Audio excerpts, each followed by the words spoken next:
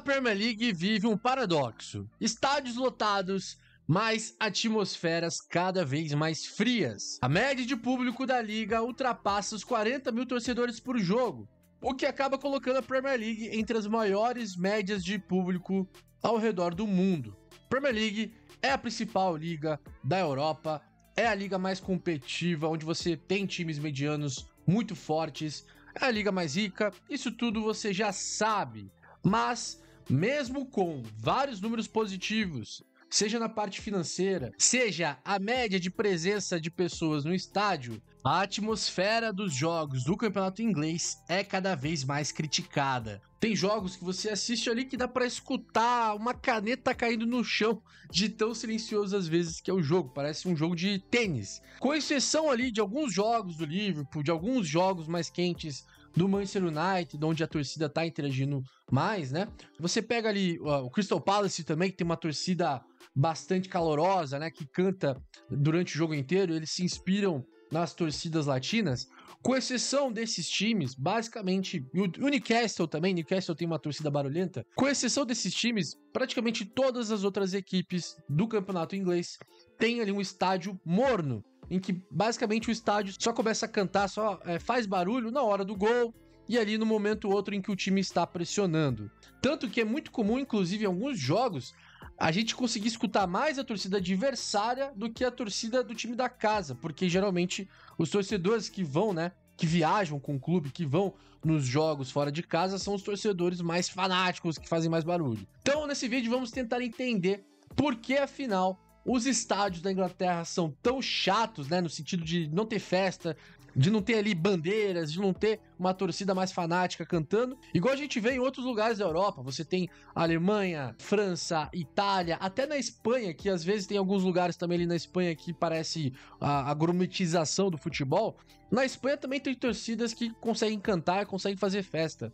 Mas na Inglaterra a gente não consegue ver isso. Na Escócia, por exemplo, a gente consegue ver isso. A Celtic Rangers fazem festa aí constantemente, mas na Premier League a gente não vê isso. O meu nome é Edu, você está aqui no Futebol Revoluciona, seja muito bem-vindo, seja muito bem-vinda. Aproveite, já deixa o like, já deixa o joinha, se inscreva aqui no canal também para você, ative as notificações, né, para você receber os próximos vídeos. Se você gosta de curiosidades de futebol, aqui é o seu lugar. Para começar a contar aí a história, né, sobre as torcidas na Inglaterra, primeiro a gente tem que voltar lá para a década de 80, mais especificamente em 1986, ano em que ocorreu a tragédia de Heysel. A tragédia de Heysel aconteceu em 29 de maio de 85, momentos antes da final da Liga dos Campeões da UEFA entre Liverpool e Juventus. A final ocorreria no estádio Heysel, em Bruxelas, na Bélgica. Antes do início da partida, torcedores do Liverpool invadiram uma área ocupada dos torcedores da Juventus. Inclusive, né, as duas torcidas estavam separadas apenas por uma frágil barreira, ou seja, a polícia, a organização organizaram porcamente a logística dos torcedores até o estádio. Os hooligans do Liverpool acabaram superando aquela frágil barreira e foram para cima dos torcedores da Juventus. E com a pressão, com o pânico, né, com a confusão toda que foi gerada, muitos torcedores italianos foram encurralados contra o muro que acabou desabando e acabou resultando em uma tragédia, uma das maiores tragédias da história do futebol, onde 39 pessoas faleceram e mais de 600 pessoas ficaram feridas. Como consequência da tragédia, por causa da invasão dos torcedores do Liverpool na área dos torcedores da Juventus, acabou sobrando para o Liverpool e para os clubes ingleses. Os times ingleses foram banidos das competições da UEFA por 5 anos. O Liverpool foi banido por 6 anos. 3 anos depois, em 1989, na semifinal da FA Cup, ocorreu a tragédia de Hillsborough no jogo entre Liverpool e Nottingham Forest. A tragédia de Hillsborough ocorreu no dia 15 de abril de 89. Hillsborough era um estádio localizado em Sheffield, na Inglaterra, e naquele dia, devido a uma série de falhas de organização, algo muito parecido, né, com o que aconteceu na tragédia de Heysel, com todos os erros cometidos pela polícia e pela organização do jogo, milhares de torcedores do Liverpool foram direcionados para um setor que já estava completamente lotado do estádio. E com a sequência de erros, houve uma superlotação nas arquibancadas atrás de um dos gols. Com a superlotação, milhares de torcedores foram esmagados contra as grades. O resultado foi trágico. 97 pessoas faleceram, a maioria por asfixia ou ferimentos graves, e mais de 700 torcedores ficaram feridos. Após as tragédias de Heysel e de Hillsborough, o governo britânico, liderado pela Margaret Thatcher, acabou implementando uma série de medidas repressivas que acabaram transformando profundamente o futebol inglês. Primeiro ponto, linha dura contra os hooligans. Thatcher tratou o problema de violência no futebol como uma questão de ordem pública, não mais apenas como algo nichado ali no futebol. Ela pressionou por leis mais severas e assim acabou implementando, um espírito na polícia de reprimir torcedores mais barulhentos. Qualquer torcedor que saísse ali do comum já era visto como um bardeneiro, um bandido que deveria ser preso. Outra medida, que seria uma medida natural, foi o aumento de vigilância e de câmeras em todos os estádios da Inglaterra. Torcedores eram frequentemente revistados e tratados com desconfiança, mesmo sem histórico de violência. A presença policial começou a aumentar nos dias de jogos. Enfim, por um lado, as políticas da Margaret Thatcher foram prejudiciais ao futebol, porque basicamente, a polícia, no final dos anos 80, tratava qualquer torcedor como se fosse potencial bandido, e isso acabou colaborando para que as torcidas fossem inibidas de cantar, de fazer festa por causa da repressão policial. Mas é inegável que as políticas da Margaret Thatcher foram eficazes na luta contra o hooliganismo e na diminuição da violência do futebol inglês. Como consequência das medidas de Thatcher, também foi criado o Relatório Taylor, documento que foi criado pelo juiz Lord Taylor. Esse relatório entrou em vigor depois da tragédia de Hillsborough. E esse relatório revolucionou o futebol inglês, se tornou a essência de todos os estatutos de torcedores ao redor do mundo. E quais eram os pontos do relatório Taylor? Primeiro, fim das arquibancadas em pé. Os estádios das divisões principais deveriam ser totalmente com assentos, visando maior controle de público e segurança. Melhorias na infraestrutura. Estádios deveriam ser modernizados com saídas de emergência adequadas, melhores acessos, áreas amplas, visibilidade decente para todos os torcedores. E, consequentemente, teve a eliminação de cercas de contenção, Então era muito comum ter aquelas grades, separando o público do campo. Essas grades foram eliminadas e todos os estádios da Inglaterra foram obrigados a se modernizar. Os clubes foram obrigados a tirar dinheiro do bolso para investir em melhorias de segurança, em melhorias voltadas à parte de infraestrutura. E, por fim, o terceiro ponto e mais importante é que o relatório Taylor acabou criticando a abordagem repressiva do governo da Margaret Thatcher. Então, aqui o relatório Taylor acabou trazendo o ponto em que a polícia e os organizadores deveriam tratar os torcedores como um cliente legítimo e não como potenciais bandidos. Essas medidas ali no final dos anos 80, início dos anos 90, abriram um caminho para o futebol inglês se tornar mais seguro e atrativo, principalmente para as famílias e para os investidores. Nesse mesmo período, o futebol inglês também passou por uma transformação em sua organização. Deixou de ser uma liga conectada à Federação Inglesa de Futebol e os clubes se organizaram para criar a Premier League. A ideia da Premier League foi encabeçada pelo Arsenal, Manchester United, Liverpool, Everton e Tottenham. E o principal objetivo da liga era fazer com que os times ingleses voltassem a arrecadar mais para conseguir concorrer contra clubes de outras ligas. Afinal, é muito importante a gente relembrar que os times ingleses foram suspensos das competições da UEFA, da Liga dos Campeões, da Copa da UEFA. Então, se você comparasse o campeonato inglês com as outras ligas, grandes ligas da Europa, no início dos anos 90, cara, a Inglaterra talvez seria a quinta liga da Europa, Ali, Itália, Alemanha, Holanda e Espanha conseguiam ter times mais competitivos em relação aos times ingleses. Então, ali no início dos anos 90, foi um movimento que acabou mudando todos os aspectos do futebol inglês, desde a infraestrutura dos estádios, com o relatório Taylor, desde o comportamento dos torcedores, a forma como a polícia iria lidar com os torcedores, com o estatuto ali do relatório Taylor, com a postura dos times criando a Premier League, buscando novas formas de arrecadação. Assim, os times ingleses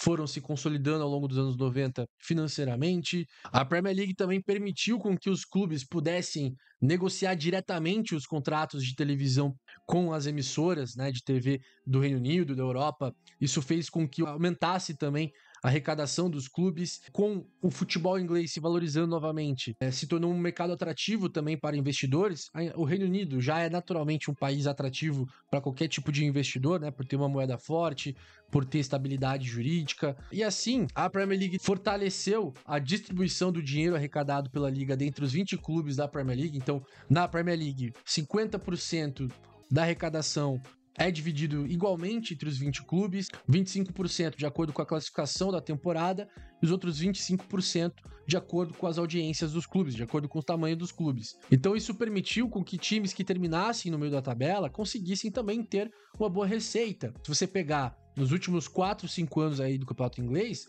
o campeão da Premier League recebe apenas 1,5 vezes mais do que o lanterna. Enquanto isso, se você pegar na La Liga e nos outros campeonatos europeus, mas vamos pegar aqui a La Liga, na La Liga o campeão espanhol chega a receber 4 vezes mais de premiação, né? 4 vezes mais o valor da premiação do que o lanterna do campeonato espanhol. A Premier League conseguiu vender tão bem os direitos de transmissão mundo afora, né? Principalmente os direitos internacionais, que os clubes ingleses começaram a ganhar muito dinheiro, e você pega, por exemplo, o lanterna da Premier League consegue arrecadar mais com direitos de televisão do que o time que é campeão italiano. E com toda essa transformação do futebol, da imagem do futebol da Inglaterra, né? Nos anos 80, qual que era a imagem do futebol inglês? Era a imagem dos hooligans, era a imagem de um jogo feio, né? Campos esburacados, campos lameados, campos horríveis, brigas de torcida nos jogos, tragédias. Essa era a imagem do futebol inglês meados dos anos 80. Qual que é a imagem do futebol inglês nos anos 2000?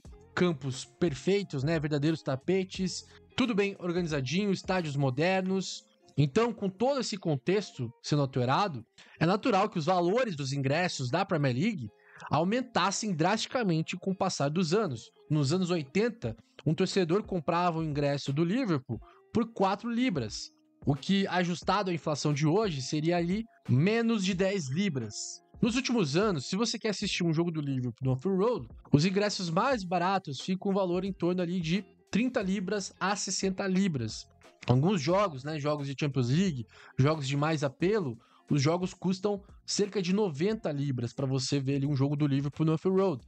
A procura pelos ingressos também aumentou. Hoje, pessoas do mundo inteiro querem assistir um jogo do Liverpool, querem assistir um jogo do Manchester United. Premier League é um produto internacional. Muitos torcedores, muitas pessoas sonham em assistir um jogo do campeonato inglês. Então, oferta e demanda. Se a demanda é gigantesca, milhares de pessoas querem assistir os jogos da Premier League, é natural que os valores dos ingressos aumentem.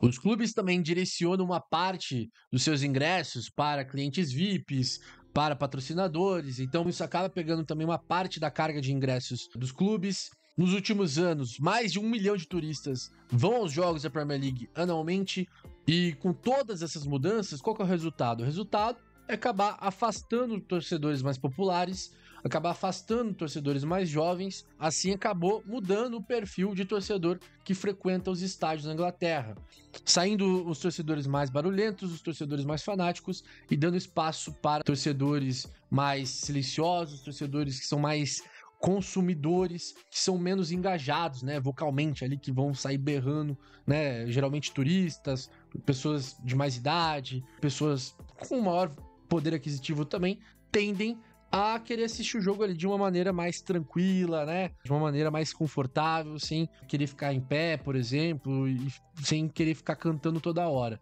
E por fim, para completar a resposta, né, do porquê que os estádios na Inglaterra têm uma atmosfera tão chata, hoje na Inglaterra existem regras que proíbem o consumo de álcool, de cerveja, de bebidas alcoólicas nas arquibancadas. Parece que o futebol inglês tende a ir para um caminho muito mais dos esportes americanos, em que lá os torcedores são tratados como consumidores, em que o esporte é tratado como entretenimento. Parece que o futebol inglês está indo muito mais para esse caminho do que para um caminho do futebol alemão. Na verdade, é um caminho oposto do caminho em que a Bundesliga, que a cultura do futebol alemão segue, né? Uma cultura em que busca privilegiar os sócios, ou seja, os clubes alemães têm uma base forte de sócios, esses sócios têm prioridade na compra dos ingressos, tem uma política de ingressos populares também na Alemanha, ou seja, todos os estádios da Alemanha Eles dedicam uma porcentagem do estádio para ingressos mais baratos, ingressos que podem chegar a custar 15, 20, 25 euros, por exemplo, o que para padrão da Alemanha é considerado barato. A Alemanha também tem a cultura de ter, principalmente atrás dos gols, né, espaços da arquibancada para os torcedores poderem torcer em pé, os espaços onde geralmente ficam os ultras, onde ficam os torcedores mais fanáticos. E diferente da Premier League, os clubes alemães não priorizam turistas e nem clientes corporativos, nem clientes VIPs e nem clientes relacionados a patrocinadores. Óbvio que existem esses espaços VIPs, camarotes, áreas ali para os torcedores mais endinheirados poderem assistir os jogos na Bundesliga, mas de maneira geral, os clubes da Bundesliga têm essa política de ter ingressos para todas as camadas sociais da Alemanha. Portanto, é comum nos estádios alemães ter uma parcela do estádio para uma camada mais popular, ter outra parcela para os torcedores mais fanáticos, ter um espaço VIP para os torcedores mais ricos, assim como também espaços para as pessoas que querem pular, querem festejar, querem cantar. Por esses motivos que eu acho que a Premier League, não só a Premier League, né, mas campeonatos mundo afora, deveriam ter o futebol alemão, o modelo de venda de ingressos do futebol alemão como referência. Galera, deixa aí a tua opinião sobre o vídeo nos comentários. O que você acha sobre a Premier League, sobre a atmosfera dos estádios do campeonato inglês? Quero saber a tua opinião, coloque aí nos comentários. Não se esqueça de deixar o joinha, ó. Deixa o like aqui, custa R$0. Se inscreva também com o Futebol Revoluciona, caso você ainda não seja inscrito. E eu vou deixar outro vídeo aqui no canal para você continuar assistindo o nosso conteúdo. Muito obrigado para você que ficou até o final. Meu nome é Edu. Tamo junto, nos vemos numa próxima. Grande abraço. Fui!